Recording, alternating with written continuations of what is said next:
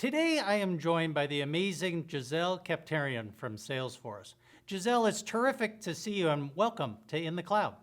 Jeff, it's so great to be with you and so closely off the back of your recent visit to Oz. Now, across the globe, everyone is buzzing about generative AI, and most recently, AWS released general availability of Bedrock.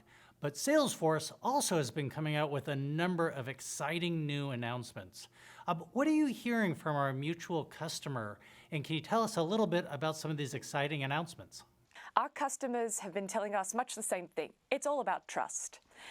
It's about how they get closer to their customers while still ensuring that they keep their data safe. Generative AI is going to help them do more with less by automating certain parts of the process and allowing our public servants to spend a lot more time on the more complicated, human-centered tasks that are required of them. And finally, we're hearing from our customers that they know that generative AI is going to help them operationalize the mountains of data that our government agencies are sitting on.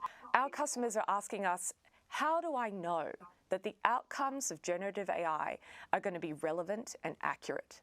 They're asking us, how do I know that the data that I put in to an AI model is going to be controlled and controllable? And that's why, we've been listening to our customers, and at Salesforce, we created the Einstein Trust Layer to do exactly that, to allow our customers to take advantage of the opportunities provided by generative AI while mitigating those trust risks.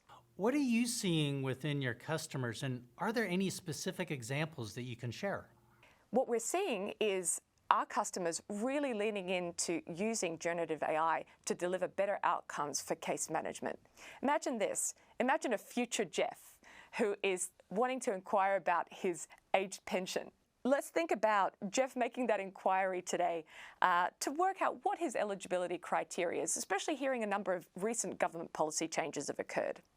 Gisele, sitting in Department of Aged Care, will receive that request and will be able, with the use of generative AI, have had a summary spin up for her to be able to respond quickly and accurately to Jeff's inquiry, ensuring that he receives the best information in the most timely manner.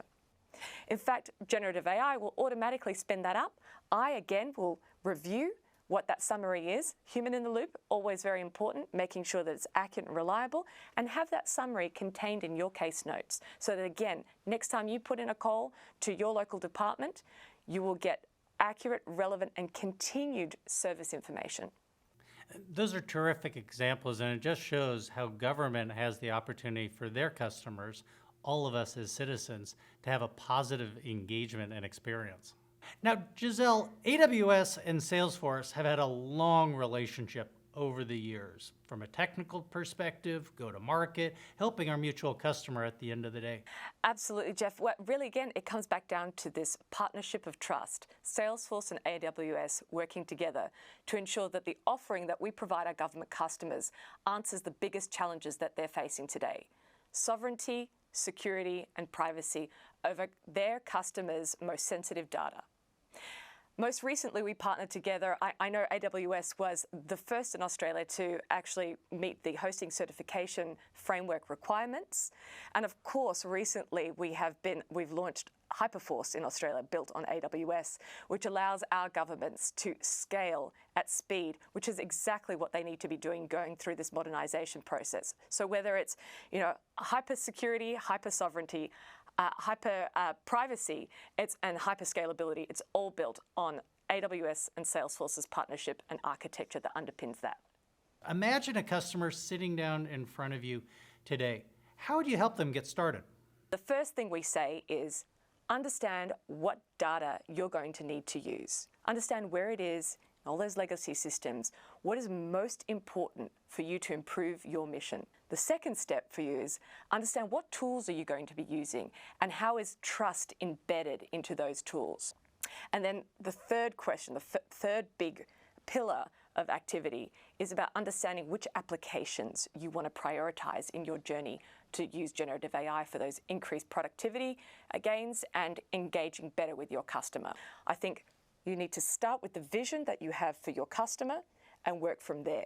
And the best place to start today is understanding what information you have is going to need to be surfaced to realize that vision. The future's very bright, and thrilled about the partnership between AWS and Salesforce. Thank you. Jeff, thank you so much. It was a pleasure to be with you today, and thank you again to AWS for the fantastic partnership between AWS and Salesforce.